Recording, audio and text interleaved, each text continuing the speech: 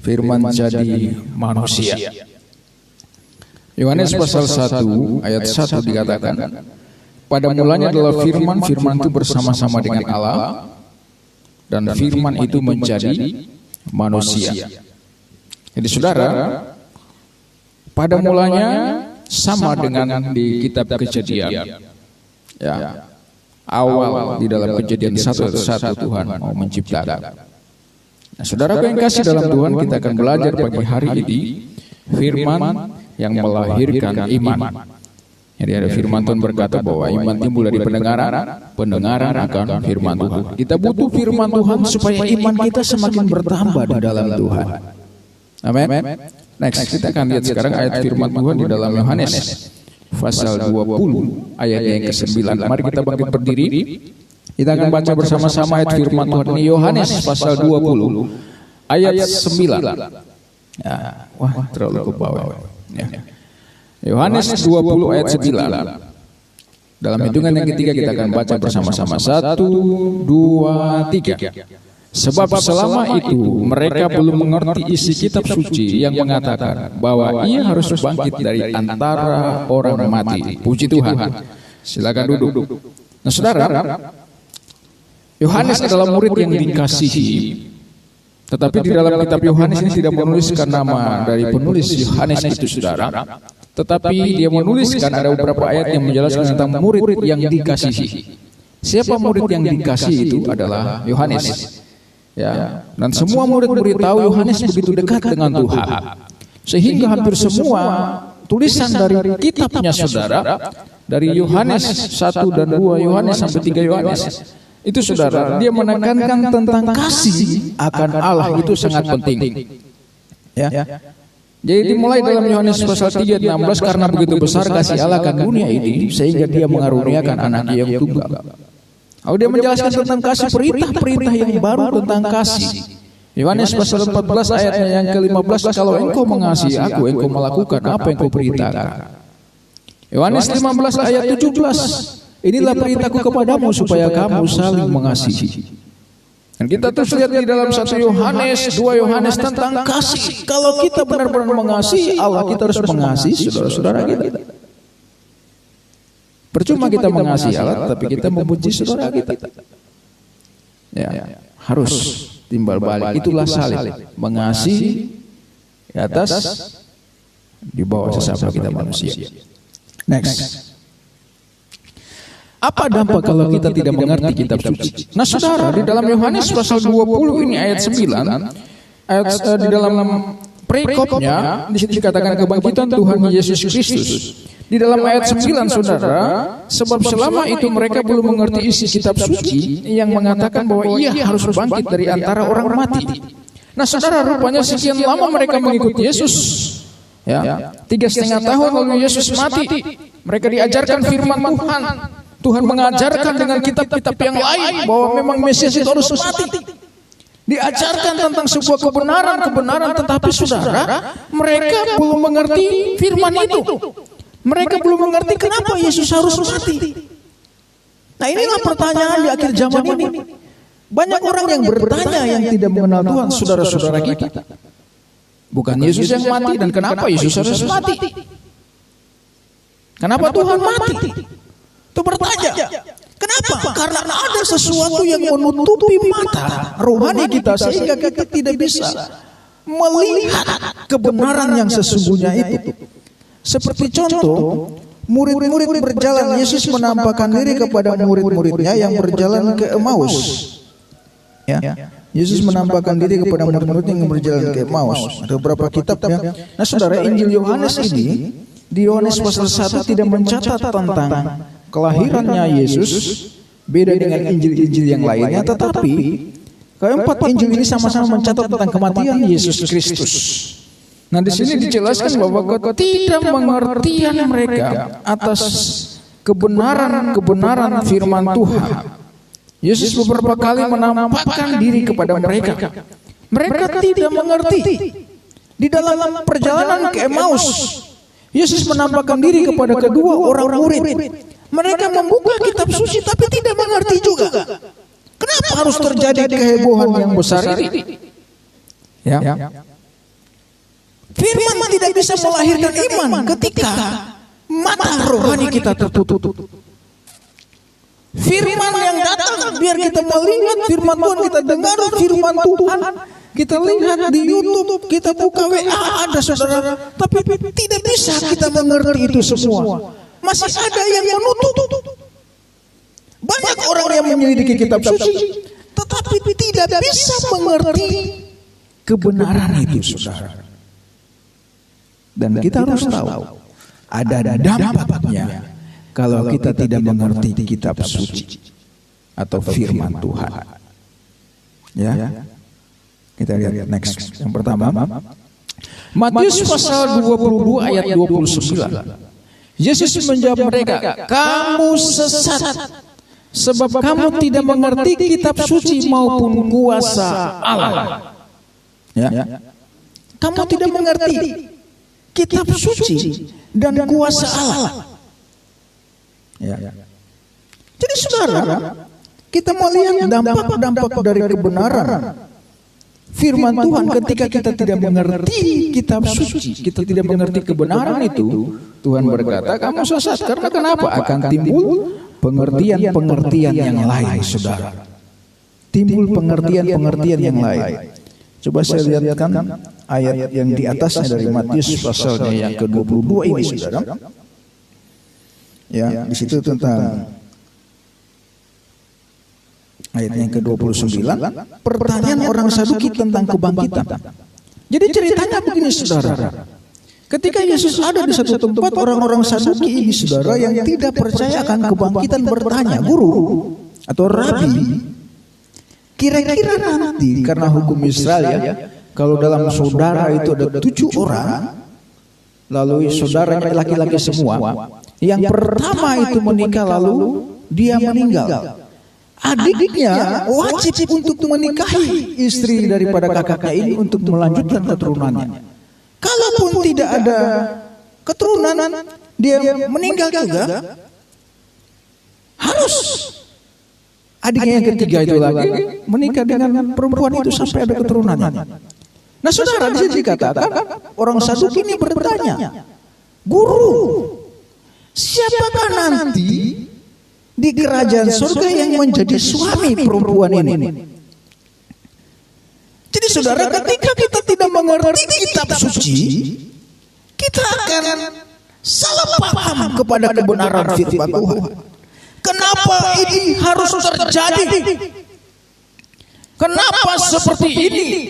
Kenapa saya belum diberkati? Toh banyak firman Tuhan yang mengatakan memang mengikuti Tuhan itu kita berjalan seperti orang yang menabur benih, meneteskan air mata. Tuhan katakan dalam kitab Mazmur akan menuai dengan bersorak-sorai. Banyak kebenaran firman Tuhan yang mengatakan bahwa kita akan mengalami hal-hal yang sulit di dalam dunia ini. Tetapi jangan kita mudah putus asa. Kita harus bisa memahami kebenaran firman Tuhan. Kita lihat contoh dalam kitab Daniel. Daniel pasal 12. Saya harap saudara sudah hafal ayat firman Tuhan ini, saudara ya. Karena sudah berkali-kali saya ingatkan terus. Firman Tuhan tidak pernah salah. Kita mengingat dan kita bisa memahami. Ayat 10. Daniel 12 ayat 10 ini tentang akhir zaman. Banyak orang akan disucikan dan dimurnikan dan diuji. Tetapi orang fasik akan berlaku fasik. Tidak seorang pun dari orang fasik itu akan memahaminya. Tetapi orang-orang bijaksana akan memahaminya. Tidak seorang pun dari orang fasik itu bisa memahami ketika tantangan itu datang, ketika pencobaan yang berat itu datang. Tidak bisa paham kenapa Tuhan saya alami ini. Dia menjadi kecewa dan meninggalkan Tuhan. Tapi anak-anak Tuhan yang bisa memahami firman Tuhan, dia berkata, terima kasih Tuhan, Engkau baik buat saya. Amin. Mampukah kita berkata demikian? Harus mampu. Karena kalau kita mampu, kita adalah orang-orang yang mengerti firman Tuhan. Jadi kalau tidak mengerti firman Tuhan, timbul pemahaman yang lain, lalu Tuhan katakan kamu sesat. Sebab kamu tidak mengerti kitab suci maupun kuasa Allah. Yesus dengan tegas, ada tanda seru, tegas. Kamu sesat. Yang kedua, Amsal 13 ayat 13. Siapa meremehkan firman, ia akan menanggung akibatnya. Tetapi siapa taat kepada perintah akan menerima. Kelihatan sini. Ya. Menerima apa itu? Coba lihat sini. Ya. Amsal 13, saya bacakan kembali ayat 13. Siapa meremehkan firman, ia akan menanggung akibatnya. Tetapi siapa taat kepada perintah akan menerima balasan. Jangan kita remehkan firman. Amin. Siapa firman itu? Tuhan Yesus. Firman jadi manusia. Yohanes pasal 15 ayatnya yang ke-7. Jikalau kamu tinggal dalam aku dan firmanku di dalam kamu, mintalah apa saja yang kamu kehendaki atau inginkan, aku akan berikan kepadamu. Yesus tidak pernah ingkar janji. Dia akan berikan kepada saya dan saudara. Tetapi ingat, siapa meremehkan firman, ia akan menanggung akibatnya. Jadi kita harus taat kepada perintah, kepada firman. Kita akan menerima balasan. Amin, saudara. Apa yang Tuhan katakan, kita lakukan.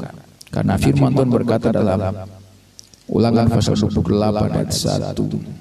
Jikalau engkau sungguh-sungguh mendengarkan suara Tuhan Allahmu, engkau akan diberkati, dan diberkati.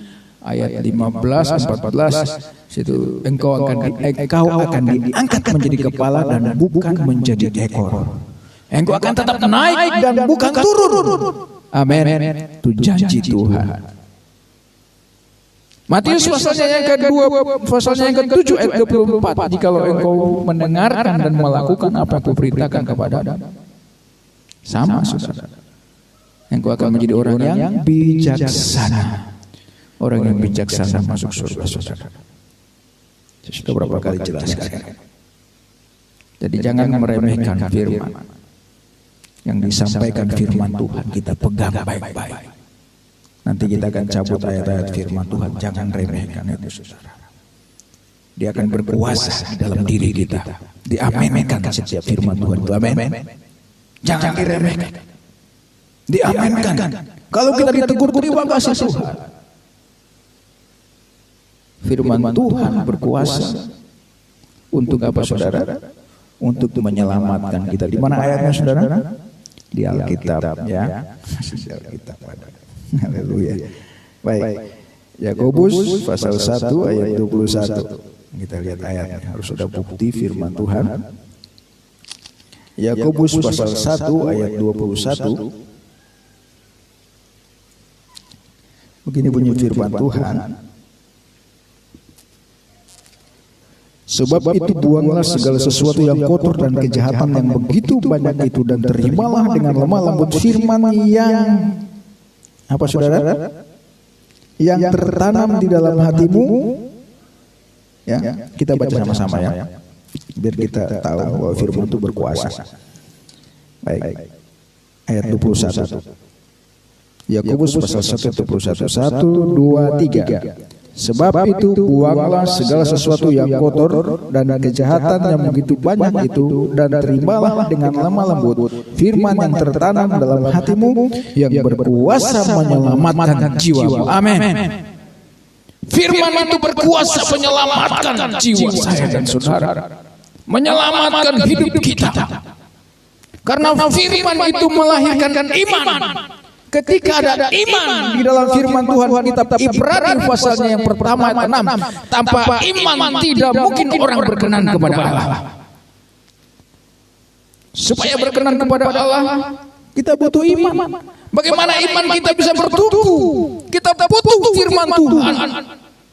Yesus berkata, apabila kamu memiliki iman seperti biji sesawi. Ini berkali-kali saya katakan, bukan Bukan iman yang kecil yang Tuhan mau, tapi iman seperti biji sesawi yang ditanam dan tumbuh menjadi pohon yang besar. Artinya Tuhan mau kita memiliki iman yang bertumbuh. Amin. Bagaimana iman kita bisa bertumbuh? Kita butuh firman Tuhan. Amin. Makanya kita datang di sini untuk beribadah pada Tuhan setiap minggu. Dulu kita sebelum corona masih ada. Sekarang memang sudah lebih canggih, bisa lewat firman Tuhan. Tetapi kita harus hati-hati, saudara. Ya, jangan sembarang makan. Saudara makan yang enak-enak, cepat kolesterol, cepat mati, saudara ya. Si makan yang enak-enak. Ya. Kita mesti jaga tubuh kita dengan baik. Kita harus jaga makanan kita dengan baik. Jangan sembarang makan. Banyak makan sayur itu sehat. Daniel contohnya, saudara. Dia bilang, jangan berikan kami makan daging, berikan kami makan sayur. Lihat nanti hasilnya. Orang yang makan daging dengan yang makan sayur. Daniel, Sadrak, Mesak dan Abednego cuma makan sayur, sehat, kuat. Demikian juga dengan firman Tuhan. Karena Yesus berkata di akhir zaman akan banyak timbul ajaran-ajaran yang menyesatkan. Kita tidak bisa melihat dengan kasat mata kita ini benar atau tidak. Kita hanya bisa lihat ketika dia bertumbuh dari buahnya. Itu butuh waktu yang lama untuk bisa melihat ini sesat atau tidak, ini tidak sehat atau tidak. Mari kita datang kepada Tuhan. Kita butuh untuk beribadah. Makanya saya katakan jangan sembarang lihat di internet, di YouTube. Khotbah-khotbahnya bagus semuanya. Berkat semuanya. Wah, senang. Akhirnya pecahlah gereja. Golongan ini terjadi di Korintus. Paulus mengatakan kepada jemaat Korintus, aku sulit untuk berbicara kepada kamu dengan manusia rohani, sebab kamu masih manusia duniawi, karena di antara kamu masih ada perpecahan dan iri hati. 1 Korintus pasal 3 ayat 1 mulai. Gereja Korintus terpecah-pecah, ada golongan Paulus, golongan Kefas, golongan Apolos, golongan Kristus. Kefas, Apolos menyampaikan firman Tuhan dengan begitu indahnya seperti air yang memberikan kesejukan. Paulus hanya menabur.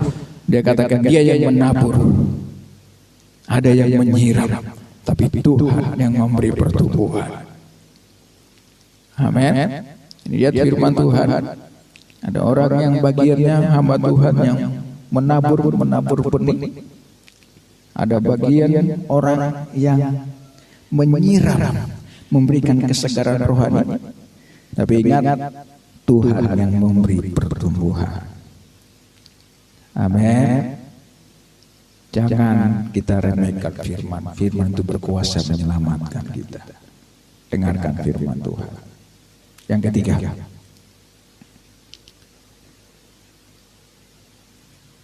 Roma pasal 2 tempat kita bacanya. Maukah engkau menganggap sepi? Ini yang ketiga, saudara. Roma pasal 2 ayat 3. Maukah engkau menganggap sepi kekayaan kemurahannya, kesabarannya, dan kelapangan hatinya?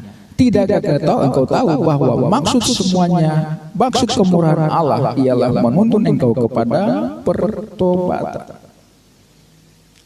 Jangan menganggap remeh firman Tuhan tadi. Sekarang saudara, jangan menganggap sepi kemurahan firman Tuhan. Sunyi. Jangan menganggap firman itu tidak ada artinya.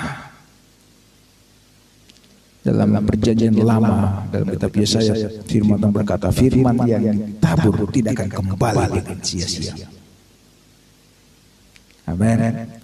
Jangan menganggap sepi kekayaan kemurahannya, kesabaran Allah. Kita baca firman Tuhan, Allah begitu bermurah hati kepada kita. Kesabarannya, kita banyak menyakiti hati Allah, tapi Allah tetap sabar. Seperti orang tua saudara terhadap anaknya. Anak-anak itu selalu melakukan pelanggaran, tapi tidak mungkin kita buang anak kita. Kita masih sayang, kita masih sabar mendidiknya sampai dia menjadi anak yang berguna bagi bangsa negara, bagi Tuhan. Kelapangan hatinya. Tidakkah engkau tahu bahwa maksud kemurahan Allah itu ialah menuntun engkau kepada pertobatan? Allah bermurah hati sampai saat ini. Jangan remehkan firman Tuhan. Firman Tuhan itu menuntun kita kepada pertobatan. Amin. Jadi jangan kita remehkan firman Tuhan. Jangan kita anggap sepi firman Tuhan. Harus tahu bahwa firman Tuhan itu menuntun kita kepada pertobatan. Next. Cepat aja. Roma pasal 10 ayat 17.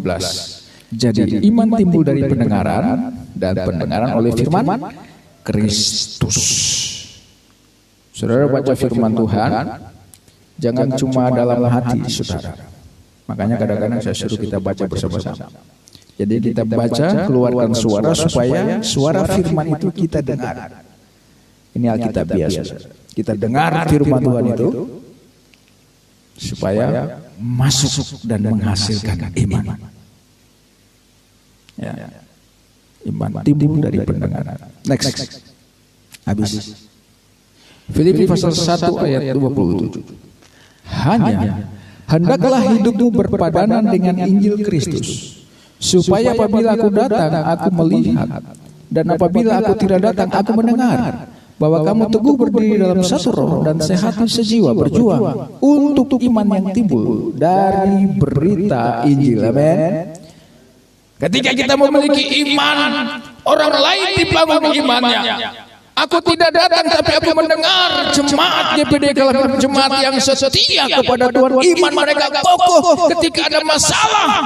Mereka tetap kuat dalam Tuhan. Makanya saya mengambil visi dan misi menjadi jemaat yang bertumbuh secara kualitas dan kuantitas, yang kuat dalam segala hal. Ini penting sekali saudara. Kita harus menjadi umat-umat Tuhan yang kuat. Soal pertumbuhan bertambahnya, ya, kuantitas, jumlah itu urusan nomor 2. Mari kita bangun diri kita sendiri dulu. Kita menjadi umat Tuhan yang berkualitas, sehingga orang lain mendengar kita dan mereka percaya kepada Tuhan di berita Injil itu. Ya. Amin. Firman Tuhan membuat kita memiliki iman yang berkualitas.